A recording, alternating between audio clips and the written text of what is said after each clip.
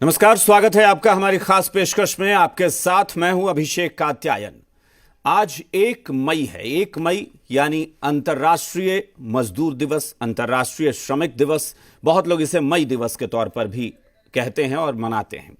पूरी दुनिया में दरअसल श्रमिकों के संघर्ष की कहानी, संघर्ष का प्रतीक है ये मई दिवस। और इस दिन जब हम श्रमिकों की बात करते हैं तो ये भी देखते हैं कि कितनी कठिनाइयों से, कितनी चुनौतियों से, कितनी सारी समस्याओं से जूझते हैं ये मजदूर, जिन्हें हम श्रमिक कहते हैं। श्रमिक यानी श्रमिकों की बात आती है तो हालांकि हम बहुत सारे लोगों को जोड़ने लगते हैं, लेकिन श्रमिक का मतलब उस मजदूर को आप सोचिए जिसके लिए एक एक दिन जो है वो काटना कितना मुश्किल होता है, जिसके लिए हर दिन मेहनत करना, हर दिन कमाना और हर दिन खाना।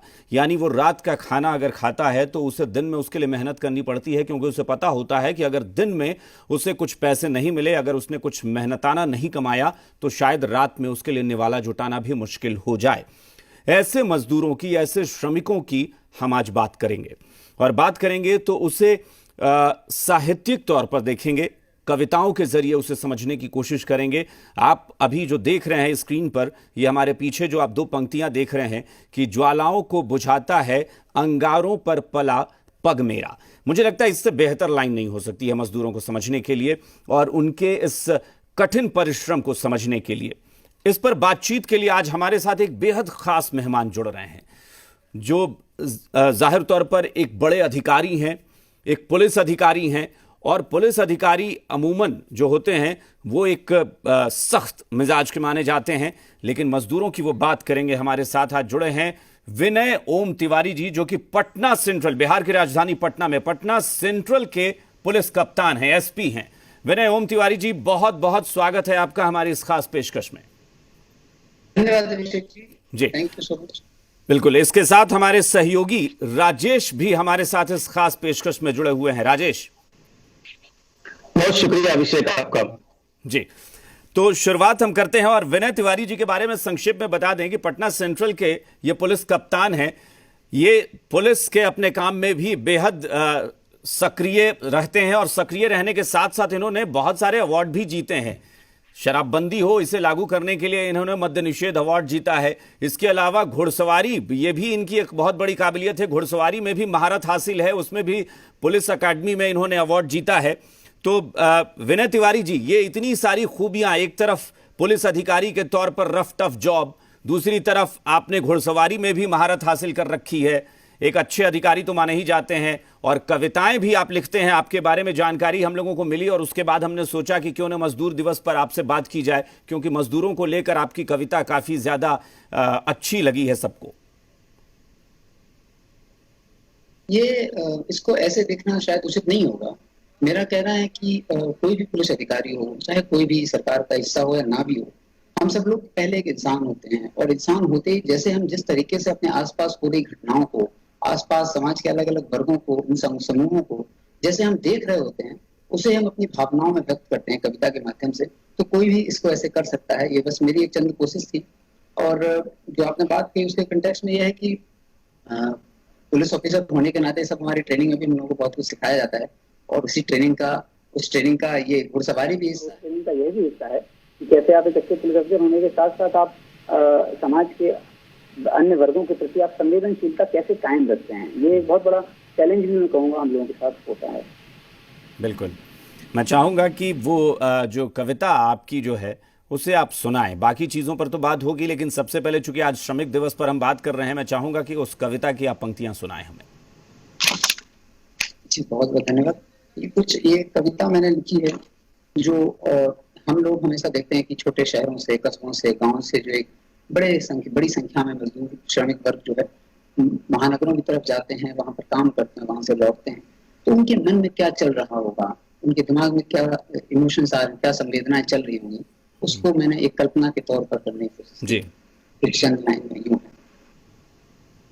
पथ विपत्र विपत्ति पर है धीर प्रण, कौशल कर्म से विपुल चर, निशब्द प्रश्मित से भाव पाषाण, दुर्गम पर्वत जलधि सब धर, ना धन्ना वैभव बस पथ पर वीर, उद्घोष सुने ये सृष्टि शकल, जगमग जग सारा जागे, व्यर्थ विकल सब शीस झुके। कीर्ति कुशल अमंगल जीवन, शिथिल शरीर पर मन यौवन, निर्निमेष देखते सब मन ज्ञान, पूछते निश्चेष्ट भूत भविष्य वर्तमान। संज्ञा मन में क्रोध की, जिह्वा पर फिर भी सरो, मूल्य परंपरा संस्कार श्रेष्ठ, उत्साह ऊर्जा संकल्प कठोर। हो रही घटा की वर्षा हो चाहे अंबुज का अंबार, निश्चय किया जब तो धरा पर ढालेंगे स्वर बारंबार। अरे नहीं चाहिए मुझे तेरा ये दो कौड़ी का सम्मान, मैं तो बनाता कीर्ति अपनी इन चौखट की रीतियों पर। जा लगा सके तो लगा, प्रतिफल तू मेरे परिश्रम का, ना हुई जग में विभूति इतनी, खरीदेगी निश्चल श्रमजो में। ना अभिलाषा है ना जिज्ञासा, अमूर्त सी मेरी मूर्त बरसी, पर सुन कह दे तू उन कांटों से जो रोक सके ना पथ मेरा, ज्वालाओं को बुझाता है अंगारों पर पला ये पग मेरा। जिन पर बरसे निज अनल क्रोध का, जटिल कुटिल सी बुद्धि जिनकी, उन मतवालों से कह देना जीवन उनका ना धूल बराबर, मैं तो फिर भी अपने मन का राजा। सृजन करता जब भी मैं हूं, सुख त्यागता तभी उसी का, ख्याति जगत में नहीं रहेगी, जिसको जन्मा और सजाया भोगूं रस में क्या उसी का। बहुत खूब विनय जी। मतलब आपने इस शब्दों के पूरे जो शब्दों को जो पिरोया है इतने बेहतरीन तरीके से, मुझे लगता है कि शायद राजेश इस पर जरूर कुछ कहना भी चाहेंगे और राजेश भी कुछ चाहते होंगे आपसे पूछना। राजेश, अब आप। बिल्कुल अभिषेक, सवाल इनकी कविता से ही है, क्योंकि इन्होंने जो कविता अभी सुनाई है, मैं जब इस कविता को देख रहा था तो मेरे मन में था सवाल कि मैं उनसे ये पूछूंगा। दरअसल विनय जी, निराला ने लिखा था कि वह तोड़ती पत्थर इलाहाबाद के पथ पर, और आप जानते होंगे कि मैं निराला का जिक्र क्यों कर रहा हूं, क्योंकि मुझे एक झलक दिखाई पड़ती है आपकी कविताओं में। ये होता है, बड़े कवि की छाप अक्सर दिख जाती है। उर्दू के एक बड़े कवि ने कहा था कि सो जाते हैं फुटपाथ पर अखबार बिछाकर, मजदूर कभी नींद की गोली नहीं खाते। और आपकी कविता जब मैं देख रहा था तो उसमें मुझे मिला कि नहीं चाहिए मुझे तेरा दो कौड़ी का सम्मान। तो ये अब तक हक की बात होती थी, अधिकारों की बात होती थी, लेकिन एक आपकी कविता में एक स्वाभिमान दिखाई पड़ता है मजदूरों का। तो ये इसकी प्रेरणा आपको कहां से मिली, क्योंकि मजदूर दिवस का एक संयोग भी है, इस पर थोड़ा प्रकाश डालिए। और कहां से आपने प्रेरणा पाई कि इस तरह की रचना होनी चाहिए, क्योंकि हिंदी में भी अगर देखें तो इस पर बहुत कम काम हुआ है, क्योंकि अगर मजदूरों के हक की बात सब करते हैं लेकिन स्वाभिमान की बात कोई नहीं करता। इस जो एक पंक्ति है कि नहीं चाहिए मुझे तेरा दो कौड़ी का सम्मान, इस पर थोड़ा विस्तार से आप विश्लेषण करिए।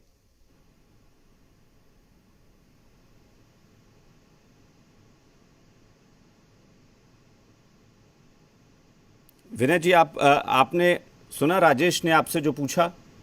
नहीं अभिषेक जी, मैं राजेश जी की बात मेरे तक नहीं पहुंच पाई। अच्छा, मैं बताता हूँ। हाँ, वो राजेश का ये कहना था कि दरअसल कविताएं बहुत सारी लिखी गई हैं मजदूरों को लेकर। उन्होंने निराला जी का जिक्र किया और निराला जी का जिक्र करते हुए उन्होंने वो तोड़ती पत्थर इलाहाबाद के पथ पर वो कविता का जिक्र उन्होंने किया कि कविताओं में बहुत सारी चीज़ें लिखी जाती हैं, मजदूरों के बारे में, उनकी पीड़ा के बारे में सब लोग लिखते हैं, लेकिन आपने जो ये लिखा कि नहीं चाहिए मेरा तेरा ये दो कौड़ी का सम्मान, इस लाइन का उन्होंने जिक्र किया कि जरा इसका विश्लेषण करें कि ये आपके अंदर कहां से आया कि मजदूरों के स्वाभिमान को आज आप उसके लिए आप बात कर रहे हैं, क्योंकि ये बहुत कम लोग करते हैं कि मजदूरों के स्वाभिमान की बात करें। इसको मैं इस संदर्भ में देखता हूं कि हम लोग जब भी अक्सर कविताएं पढ़ते हैं या लिखते हैं मजदूरों के बारे में या श्रमिकों के बारे में, तो हमेशा इसको ऐसे कहा जाता है कि संवेदना के स्तर पर रोक दिया जाता है। तो अगर किसी मजदूर को, किसी श्रमिक को अपने श्रम, और जो हम अपने पुरातन भारत में पढ़ते थे कि उनको अपने कार्य से मतलब है, जैसे अगर मैंने खजुराहो मंदिर का निर्माण किया तो मैं वो श्रमिक हूँ जो उसका क्रेडिट भी नहीं लूंगा, उसको बनाऊंगा भी अपने कर्म कुशल से, और मुझे उसका सम्मान भी नहीं चाहिए, आपको पता भी नहीं होगा कि वो किसने बनाया है। तो वो उनका जो प्लेजर है, जो सुख है, वो उस चीज को बनाने में है। तो शायद वो मैं लाइन के माध्यम से एक खुद को एक मैसेज देना चाहता हूँ, और जो उसको पढ़ेगा वो शायद वो भी ये संदेश उससे ले ले कि हम जो काम कर रहे हैं वो हम सिर्फ और सिर्फ अपने अनुभूति, अपने अंदर सुख की अनुभूति के लिए कर रहे हैं। बिल्कुल, हम किसी के सम्मान के लिए नहीं कर रहे हैं, हम किसी से कुछ मांग नहीं रहे हैं, हमें उसका मेहनताना मिलता है नहीं मिलता है वो हमारा एक करेक्टर हो सकता है उसमें, लेकिन वो कहीं कतई हमको मोटिवेट नहीं कर सकता है। लेकिन जो हम चीज कर रहे हैं या जो बना रहे हैं या हम पढ़ रहे हैं या हम कुछ कार्य कर रहे हैं, जिस भी हम काम में लगन है, वो उस कार्य की सुंदरता, वो प्रोडक्ट मेरा, वो उत्पादन मेरा कितना सुंदर होगा, वो उस श्रमिक को ज्यादा प्रेरणा देता है। इसलिए आपने ये लिखा है कि उन कुटिल बुद्धि वालों से कह दो कि जीवन उनका ना धूल के बराबर, मैं तो फिर भी अपने मन का राजा हूं। तो ये अच्छी बात है कि भले ही कितना कमाऊं, मैं 2 रुपए ही कमाऊं, एक निवाला ही उससे मिल पाए, लेकिन फिर भी मैं मजदूर हूं तो मैं अपने मन का राजा हूं। जी, इसके संदर्भ में मैं यही कहूंगा कि ऐसा नहीं कहना चाहिए वैसे, लेकिन ये किसी एक पर टारगेटेड नहीं हो सकता है कभी भी, किसी पर भी। लेकिन जीवन को जब वो मजदूर उस स्वाभिमान से देख रहा है, तब वो बोलता है कि नहीं, तुम्हारा जीवन जो है, जो तुम भोग विलास से परिपूर्ण जीवन जी रहे हो, तुम सोच रहे हो कि मैं उसके लिए मर रहा हूँ, तो मैं कतई नहीं मर रहा हूँ उसके लिए। तुम अपना जीवन अपने पास रखो, तुम्हारा जीवन मेरे लिए धूल के बराबर है। मैं अपने स्वाभिमान की गरिमा में जिंदा हूँ, अपने कार्य की कुशलता को लेकर जिंदा हूँ। वो एक संवेदना नहीं, बिल्कुल आपका भाव, ये जिस भाव से, जिस भावनाओं के साथ आपने कविता लिखी है, वो जाहिर तौर पर ये वाकई बहुत प्रेरित करेगी उन लोगों को जो लोग मजदूर को हेय दृष्टि से देखते हैं, क्योंकि वहां आपने उसके आत्मसम्मान, उसके स्वाभिमान की बात की है। राजेश। बिल्कुल अभिषेक, जाहिर सी बात है कि पद्य की तो चर्चा हो गई, अब थोड़ी गद्य की चर्चा करते हैं। अगर मेरी आवाज उन तक ना जाए तो सवाल आप उन तक पहुंचा दीजिएगा।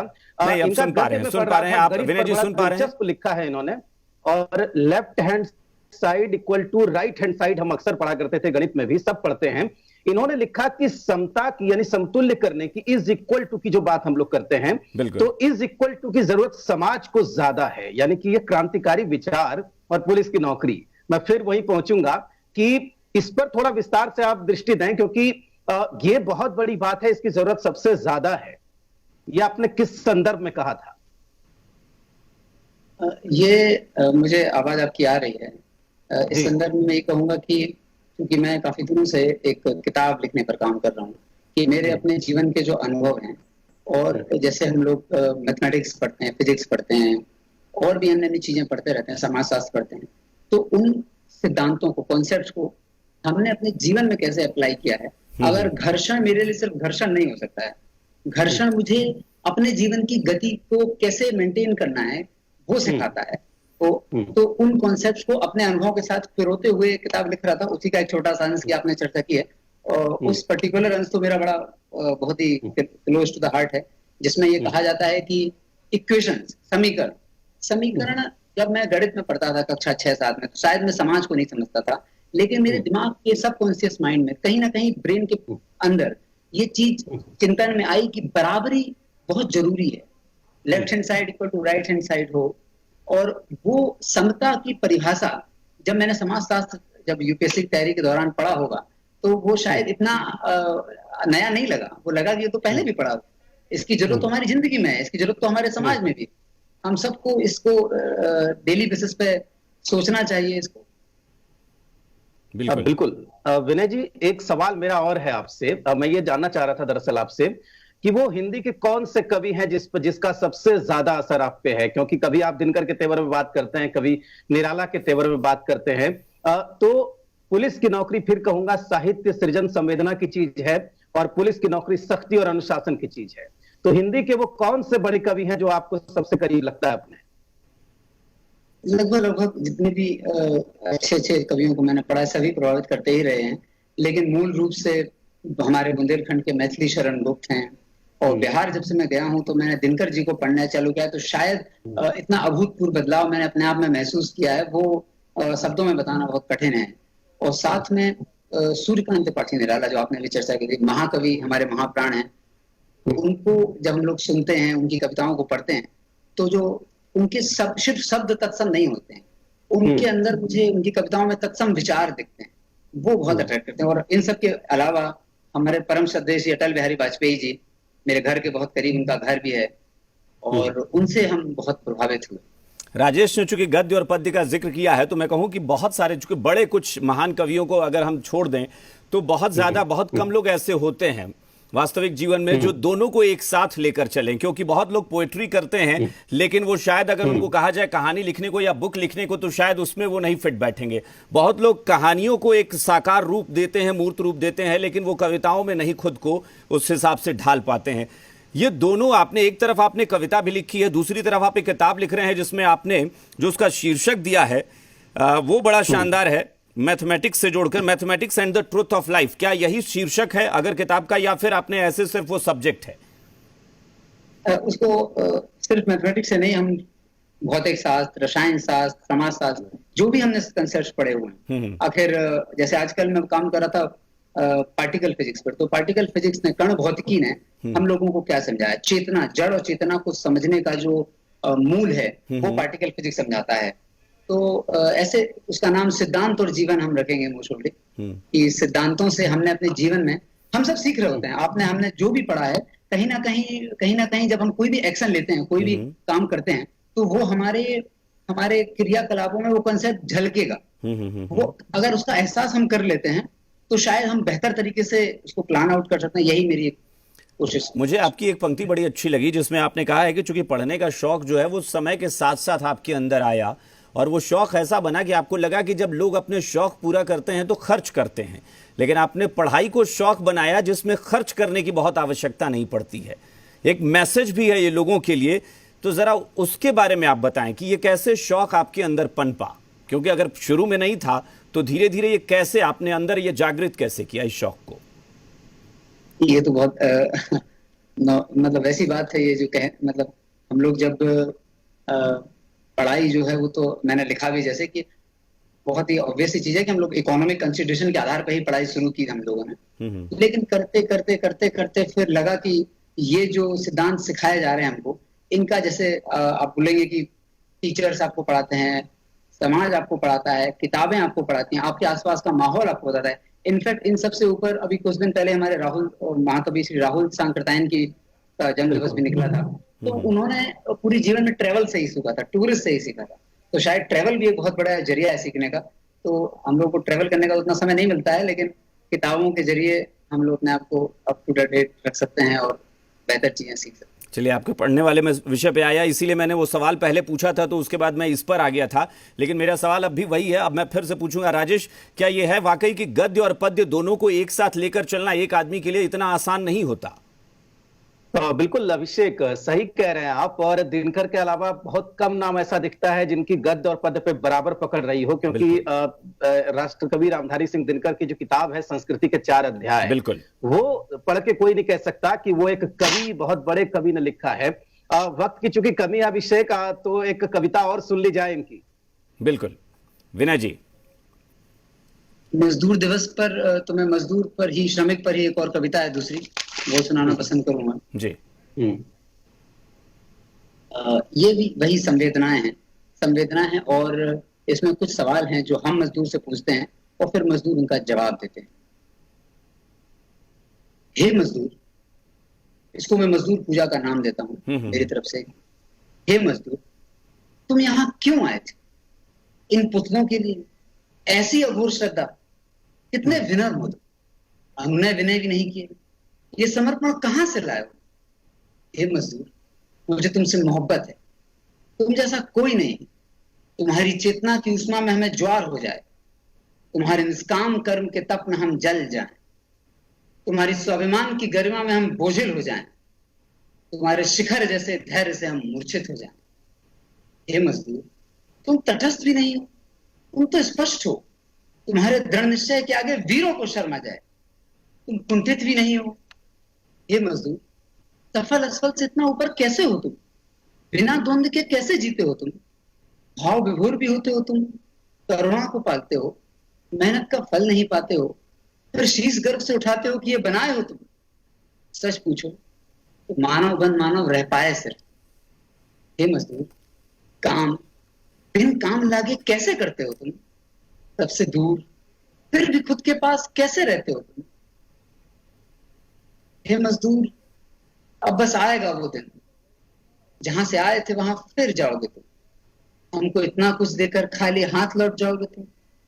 ऊंचे भवन, ऊंची आशाएं देकर तुम जा रहे हो, मनी मन सोचकर, जो था कभी तुम्हारा, औरों को उसका अधिकार दे। बहुत धन्यवाद। बहुत खूबसूरत, बहुत खूबसूरत। और जाहिर तौर पर ये जो आपने लिखा है, बातचीत, मजदूरों के साथ संवाद की बात की आपने, स्वाभिमान की बात की। अब मैं इनसे हटकर ऐसे आपकी सोच की बात करूं, मजदूरों की चुनौतियों की हम बात करते हैं। मजदूर यानी हम फिर वही कह रहे हैं कि वैसे लोग जो अगर दिन में अगर ना कमाएं तो शायद रात में उन्हें निवाला मिले या ना मिले ये तय नहीं होता। मैं वैसे उस क्लास की बात कर रहा हूं, उन श्रमिकों की बात कर रहा हूं। उनके बारे में आप क्या सोचते हैं? क्योंकि सिर्फ एक या दो दिन की नहीं है, पूरा जीवन उनका चुनौतियों के साथ कटता है। थोड़ा सा रिपीट करेंगे अभिषेक जी, मैं मिस कर रहा हूँ आपकी बात को। जी हाँ, मैं ये कह रहा था कि जिन मजदूरों की हम बात कर रहे हैं, यानी जिस श्रमिक वर्ग की हम बात कर रहे हैं, वो वर्ग है जिसको अगर दिन में उसकी कमाई ना हो, उसे पैसा ना मिले, तो रात में उसे निवाला मिलना मुश्किल हो जाए। मैं उस तबके की बात करूं कि अगर आपके व्यक्तिगत जीवन की बात करें तो आप अपने आप से कैसे सोचते हैं, उनके बारे में क्या विचार आते हैं? क्योंकि एक एक दिन पूरे जीवन भर चुनौतियों के साथ उनका बीतता है। जाहिर तौर पर ये विषय भी बहुत करीब है, क्योंकि हम लोग उस समाज से आते हैं, उस निम्न मध्यम वर्गीय समाज से आते हैं, तो हम लोगों ने देखा है अपने दादाजी लोगों को, अपने पिताजी लोगों को, वो परिश्रम, वो श्रमिक की तरह काम करते हुए, और उसका फल जब नहीं मिलता है, और जब आपके पास आर्थिक सुरक्षा नहीं होती है 1 महीने से ज्यादा की, तो शायद मुझे नहीं लगता कि जब तक कोई उसको जिएगा नहीं तो कोई उसको महसूस कर सकता है। तो जो वर्तमान परिदृश्य है जिसमें हम सब जी रहे हैं, उसमें कई ऐसी संभावनाएं भी आई हैं कि उनको बदला जा सकता है। आज के समय में अगर हम सब लोग मिलकर भी अपने आसपास के लोगों को और अपनी अर्थव्यवस्था को पटरी पर लाने के लिए अपनी तरफ से कुछ भी अगर आवश्यक प्रयास करते हैं, जैसे वर्तमान में जो लॉकडाउन चल रहा है, इस समय अगर हमें कहीं भी कोई ऐसे लोग मिल जाते हैं और हम अपनी तरफ से अगर प्रयास करते हैं, तो शायद वो आपके लिए बहुत छोटा प्रयास हो सकता है, लेकिन जिसको आप थोड़ी सी मदद पहुंचाएंगे, वो एक लंबे समय तक उसको याद रखेगा, उसका जीवन संपूर्ण रूप से परिवर्तन हो जाता है उन छोटी छोटी मदद से। बिल्कुल। राजेश, बहुत संक्षेप में, चूंकि वक्त की हमारे थोड़ा कमी है, मजदूरों को लेकर मैं चाहूंगा कि आप भी बताएं कि आप क्या सोचते हैं बहुत संक्षेप में, और उसके बाद अगर आप कुछ पूछना चाहें तो आखिरी सवाल। बिल्कुल, जाहिर सी बात है कि जो इन्होंने 2 कविताएं अपनी सुनाई है अभिषेक, दोनों मजदूरों पर केंद्रित है, और ये बहुत अच्छी बात है, क्योंकि एक प्रशासनिक अधिकारी, एक पुलिस अधिकारी अगर इस तरह की कविताएं रच रहा है तो ये जाहिर सी बात है कि समाज में एक बेहतर संदेश भी इससे जा रहा है। मेरा एक बस छोटा सा सवाल है कि पुलिस की ड्यूटी करते वक्त साहित्य ज्यादा प्रभावित करता है या विज्ञान ज्यादा काम आता है? क्योंकि दोनों पर ही रिसर्च, दोनों पर ही काम है आपका। कभी गणित भी काम आता है, कभी विज्ञान भी काम आता है, कभी कविता भी काम आती है, और इन सब से ऊपर हम लोगों को जो ट्रेनिंग दी गई है वो हमेशा काम। चलिए, तो बहुत संक्षेप में हालांकि इसका जवाब इन्होंने दिया, लेकिन विनय जी, एक मैं छोटा सा सवाल और पूछूंगा कि क्या ये जो आपकी जो कविता है, ये मैं कहूं कि शौकिया तौर पर आप लिख रहे हैं, या फिर आपको लगता है कि नहीं, इसमें आप पूरी तरह से रचे बसे हैं, यानी वो आपकी दिनचर्या का हिस्सा बन चुकी है, ये कविताएं, ये साहित्य? मैं कहूँगा पिछले कुछ समय से ये दिनचर्या का हिस्सा बन गई हैं, और शायद मैं एक दर्द का नाम लूंगा यहाँ पर इसको। एक कॉन्सेप्ट है, जैसे हम लोग अभी कुछ सोच रहे, जो कविता के कंटेक्स्ट में, जब भी हम किसी भी चीज को देखते हैं तो हम लगातार कुछ हम लोग सोचते हैं। जब हम सोचते हैं तो हमारे दिमाग में उथल पुथल होती है, और वो उथल पुथल, वो इतना भयानक पीड़ा और कष्ट होता है, जब तक वो उथल पुथल होती रहती है आत्मा को, चित्त को शांति नहीं मिलती है। वो उथल पुथल होते मन सोचता है, मन घूमता है, कभी आसमान में, कभी जमीन में, पूरी यात्रा करता है। उस यात्रा करने के बाद कुछ नया जन्म लेता है। वो जो दर्द होता है उसे मैं मानसिक प्रसव पीड़ा का नाम देता हूँ। उसके बाद कुछ नया जन्म लेता है, कुछ नया विचार आता है, कुछ नई कविता आती है। तो वो जो पीड़ा है, मानसिक प्रसव पीड़ा है, उससे कुछ ना कुछ नया जन्म लेता है। वो पीड़ा सह नहीं सकते हैं, आपको उससे लगातार रिफाइन, तभी आप अपने आप को हल्का महसूस, वरना आप बहुत भारी हो जाते हैं। बिल्कुल। चलिए, हमारे पास वक्त तो नहीं है, लेकिन मुझे बड़ा अच्छा लगा, राजेश भी जुड़े, आप सब लोग, हम लोग मिलकर जो बात कर रहे थे, मुझे लगता है ये सारी बातचीत और ये सारा कार्यक्रम जो है आज श्रमिकों को ही समर्पित करते हैं, क्योंकि संवेदनशील होना पड़ेगा हर इंसान को। अगर हम संवेदनशील हैं तभी जाकर हम दूसरे की तकलीफ को, उनकी समस्याओं को समझ सकते हैं। इसलिए मैं सबसे यही आज गुजारिश करूंगा इस कार्यक्रम के जरिए, इस चैनल के जरिए, इस मंच के जरिए, कि संवेदनशील बने और अपने आसपास अगर कोई इस तरह का व्यक्ति जो आपको पीड़ित दिखता है, समस्याओं में दिखता है, उसकी मदद करें। बहुत बहुत शुक्रिया विनय तिवारी जी हमारे साथ जुड़ने के लिए, हमें वक्त देने के लिए। राजेश, आपका भी बहुत बहुत शुक्रिया। शुक्रिया। और हमारी इस खास पेशकश में फिलहाल इतना ही। बने रहिए जी बिहार झारखंड के साथ। नमस्कार। SRMB TMT, घर से हो जीत की शुरुआत।